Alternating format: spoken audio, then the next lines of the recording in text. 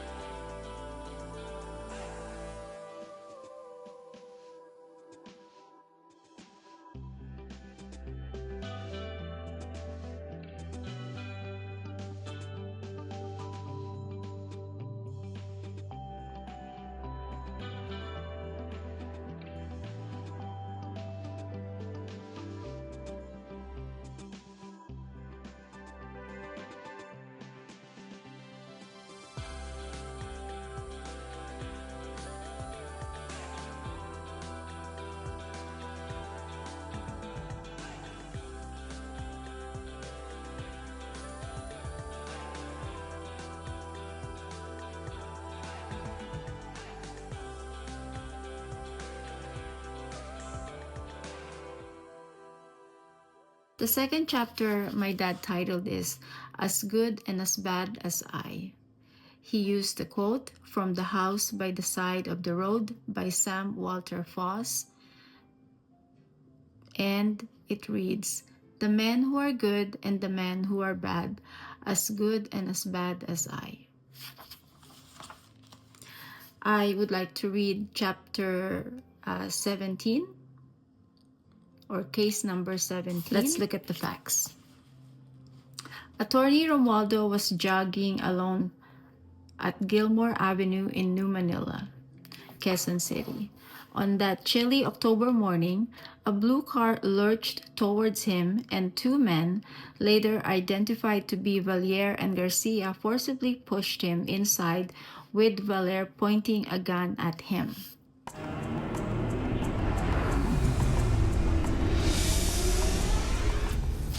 Inside the car were the two other accused, Rohel and Lariba. Feigning to be military men, the group pestered him with the accusation of being a drug pusher.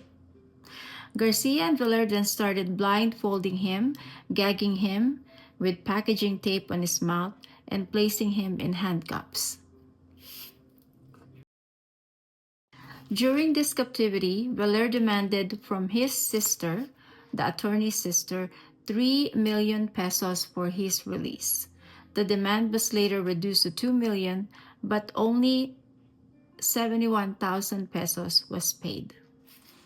It was Garcia who took the money from the victim's sister during the payoff, but was captured in the ensuing car chase.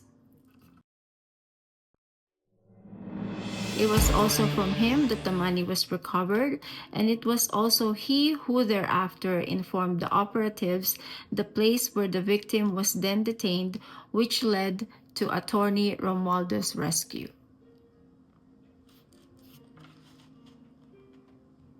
Rohel and Lariba were arrested during the rescue at the place where Attorney Romualdo was detained. They were both unarmed.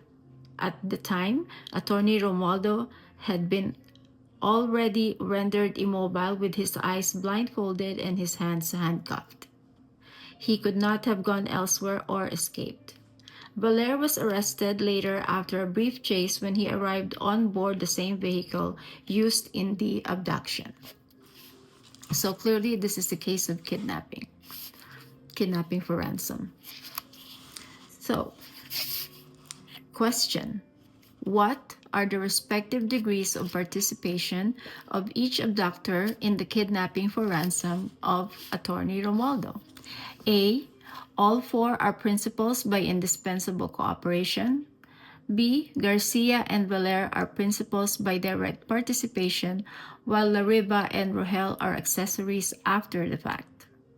Garcia and Valer are principals by direct participation, while Lariba and Rohel are accomplices, is your letter C.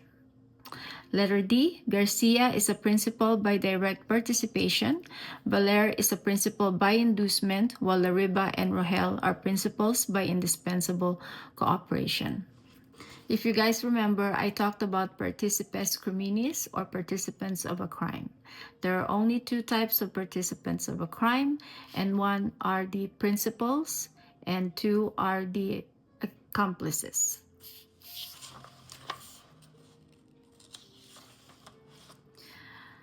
So, what do you think? What is your answer? Which one of the four choices would the four abductors be charged as? So, of the four choices, which one would be your answer? This is clearly a case of kidnapping for ransom.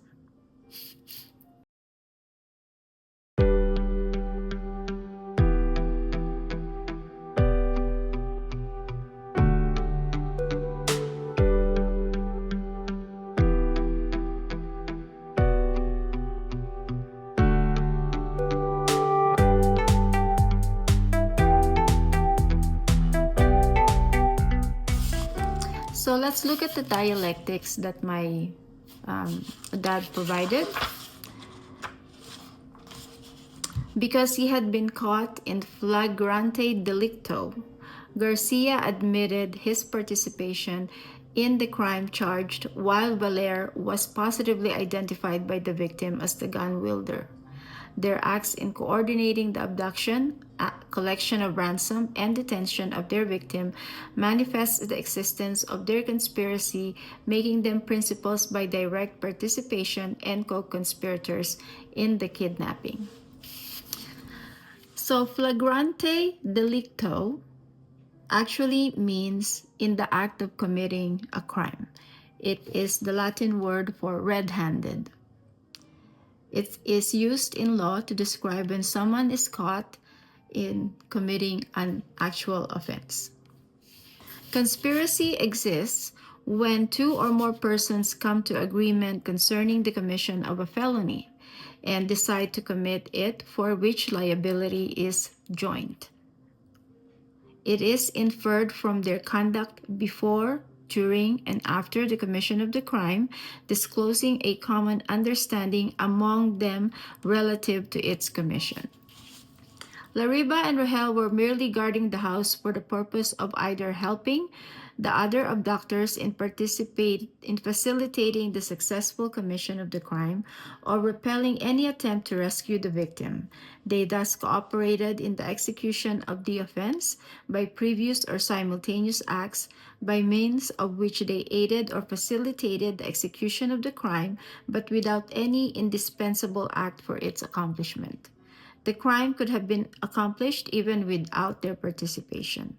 The victim had been rendered immobile by Valer and Garcia before the latter established contacts with attorney Romualdo Skin and remanded Ransom. Hence, it cannot be said that they were in a real sense detaining the victim and preventing their escape.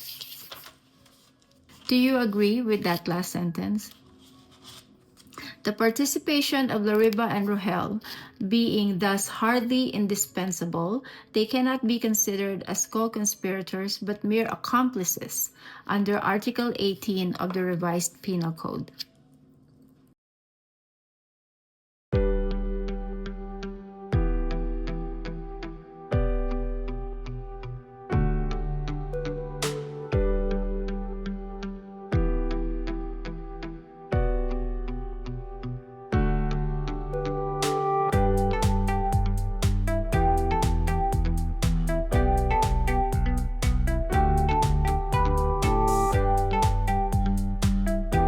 Article 18 of the Revised Penal Code of the Philippines defines accomplices as people who help commit a crime but are not considered principals of the crime.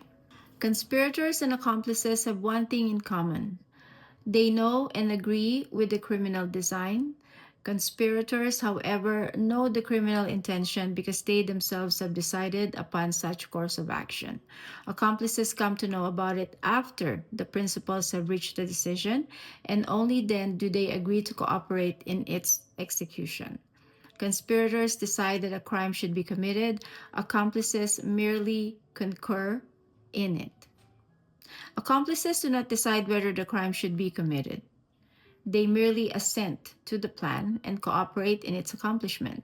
Conspirators or principals are the authors of the crime.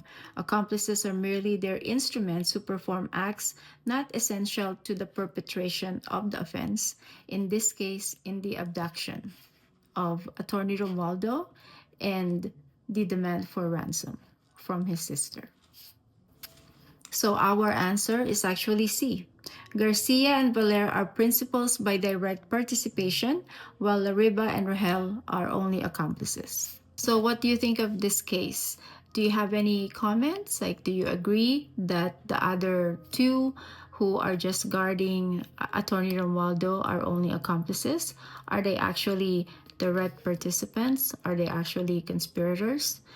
Article 18 of the Revised Penal Code explains that they are only accomplices. So just reviewing again, Participes Criminis, or participants in a crime, there are only two: participants in a felony or crime, principals and accomplices. So principals are divided into three categories: principal by direct participation, principal by inducement, and principal by indispensable cooperation.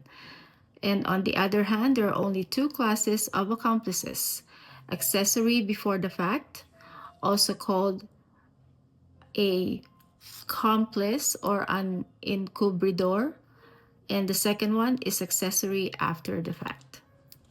So in case number 17 with Attorney Romualdo, the principals by direct participation are Valer and Garcia. They take a direct part in the execution of the criminal act, in which case they are called principals by direct participation. They commit the offense in one of two ways: physically performing the acts that constitute the offense, or by committing the offense by the use of an innocent instrumentality or innocent human agent. It is often described that These participants or principals are the perpetrator of the offense, and it is the conduct of the perpetrators from which the respective liabilities of other principals and accessories are derived. So the principals by direct participation kind of like does the domino effect, which means they actually deliver the crime or spread out the crime to the other principals of the crime and the accomplices. So that's one case for today. Thank you for joining me. I hope you join me again for another case from the Criminal Law Case Digest by Attorney Johannes Ahalion, reviewing cases and materials from the Revised Penal Code of the Philippines and Supreme Court rulings. Thank you. Hope to see you again in my next video.